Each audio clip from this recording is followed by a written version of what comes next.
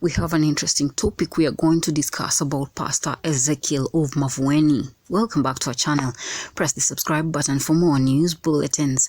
Now, Pastor Ezekiel has been at loggerheads with the President Ruto and the government after the government arrested Pastor Ezekiel and limited him to operate, put him on hold after performing an audit on him.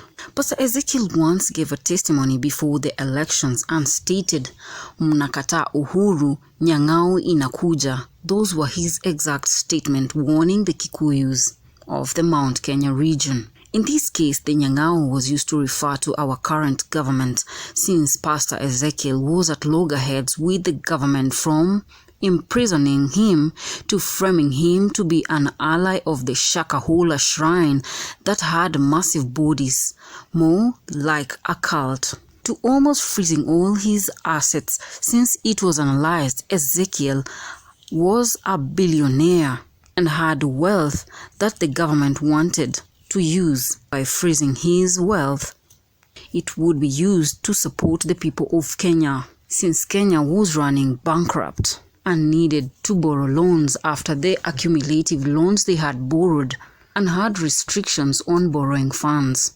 Pastor Ezekiel became a sworn enemy of the government and went through hell. No one can imagine the hell only made Pastor Ezekiel more popular in Kenya. It is insane these days.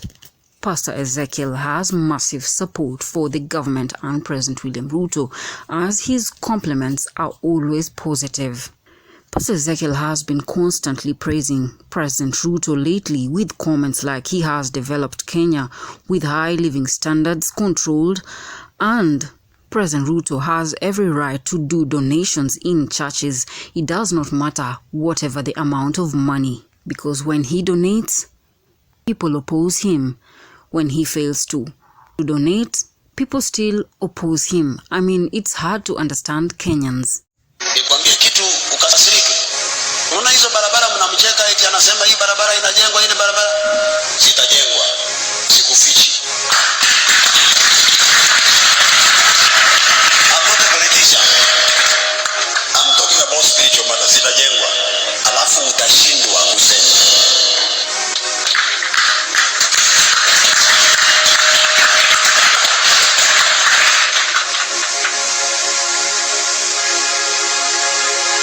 Umenikasirikia kama hiyo. Ezekiel, nilifikiria uko upande wetu. Pastor, ningejua hivi sitakuja kanisani kwako. Hata kutawaza bantu ulisema utakuja kanisani kwangu. Mimi nilikuwa right, wewe ukawa wrong. Sasa hii chunge naweza kuwa right, wewe ukawa wrong. Kila siku nitakwambia kitu kutoka moyoni. Hakuna siku mimi nitaegemea upande wote wa siasa. Never. Because I'm not a politician. I'm just saving my country. Unga ni pesa ngapi? Unga wa sima. Ha? Kilo 150. Kilo ni pesa ngapi? 120. Alipata kiwa ngapi? Ilikuwa 250 to 40. Sasa ni 120. Kwa hivyo ametoa ngapi? 100 yote. Si ndio? Lakini mnamuita shetani, si ndio? Fertilizer ilikuwa pesa ngapi? 6,000 na. Sasa ni ngapi? 2,500. Mnamuita shetani, si ndio? Sindio? Kampuni ya Mumia Sugar na hizo zingine zilikuwa zinadaiwa, akaenda akalipa hiyo madeni, sindio? Unamuuliza pesa ametoa wapi? Kwani serikali haina pesa? Ni shetani huyo.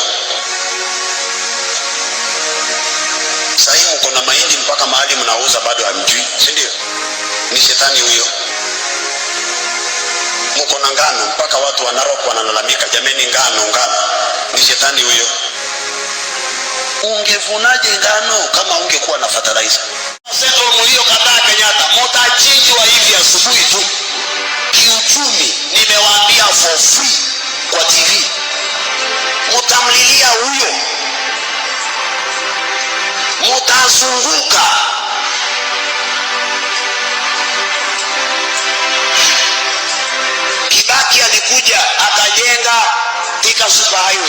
You voted the man out.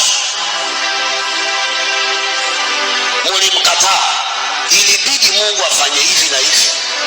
Ijapokuwa watu walikufa. But the man changed the nation. Mara ya kwanza mtu alipanda gari, polisi akaitisha ongo, raia wakafanya maandamano mpaka ikachukuliwa kwa TV. Alipokufa mkasema kitu kimoja, amefanya mambo ya ajabu in 10 years. Rais Kenyatta akaja. In East and Central Africa mko na stima kama yote, mko na barabara safi, mko na kila kitu. Hospitali zimebadilika, zinafanana vile zilikuwa hapo. Haya, Nyang'au anakuja. I promise you, niko hapa nchi hii. A government is coming. Miezi 6 musikie ile scandal inakuja. Kaeni tu na ni pesa yenu. Na wale ambao wataweka hiyo government in place ni nyinyi. Now, big question is, has Pastor Ezekiel officially pledged his loyalty to President Ruto? Since they say if you can't beat them, then join them. And did Pastor Ezekiel get tired of being frustrated by the government and decided he won't actually oppose the government and side with President William Ruto so that they can become mutual allies? Pastor Ezekiel has a big church in Mavueni and has been a big critique of the government with his ridiculous statements like mnakataa uhuru, mtachinjwa mchana, Nyang'au anakuja. Clearly, Pastor Ezekiel's testimony was about current government, and everything he said came to pass with President Ruto assuming power, the post-election violence, and President Ruto facing rejection from Kenya. And we want to look at reasons why Pastor Ezekiel could have changed his mind to support the government. Number 1, Pastor Ezekiel was tired of the government's frustration. The government imprisoned Pastor Ezekiel, limiting him not to perform in any of the crusades in Kenya, from freezing his accounts that had billions of money that came from congregants' tithe, to framing him to be an ally of the Shakahola cult. The list is actually endless. I mean, if it was me, I would have done the same thing. If you can't beat them, then you have to definitely join them. Pastor Ezekiel had started losing congregants.